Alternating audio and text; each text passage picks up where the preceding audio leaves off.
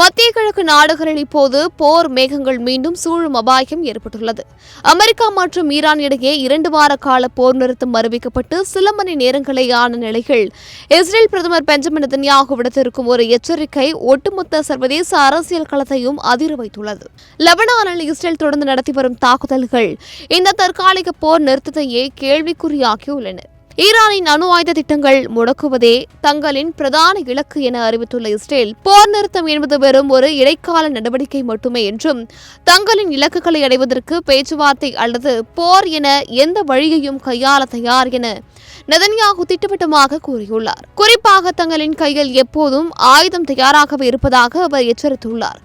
நாங்கள் ஈரானுடன் பேச்சுவார்த்தைக்கு தயார், ஆனால் அதே சமயம் எப்போது வேண்டுமானாலும் மீண்டும் போர்க்களத்திற்கு செல்லவும் நாங்கள் தயார் என்று அவர் உறுதிபட தெரிவித்துள்ளார்.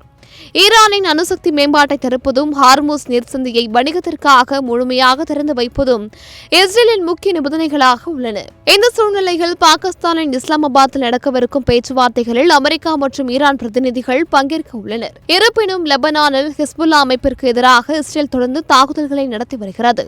ஈரானின் கடும் கோபத்தை சம்பாதித்துள்ளது.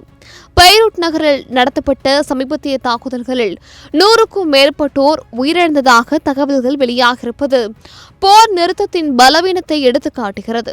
அமெரிக்க அதிபர் டொனால்டு டிரம்ப் மற்றும் தாம் தினசரி தொடர்பு கொண்டு பேசுவதாகவும் இரு நாடுகளுக்கும் இடையிலான உறவு மிகவும் வலுவாக இருப்பதாகவும் நெதன்யாகு குறிப்பிட்டுள்ளார். ஒப்பந்தத்தை மீறி ஈரான் செயல்பட்டால் மீண்டும் போர் மூழ்வது தவிர்க்க முடியாதாகிவிடும் என்பதே தற்போதைய கள நிலவரம். சர்வதேச நாடுகளின் தலையீடு எந்த அளவிற்கு இந்த பதற்றத்தை குறைக்கப் போகிறது என்பதை பொறுத்திருந்துதான் பார்க்க வேண்டும்.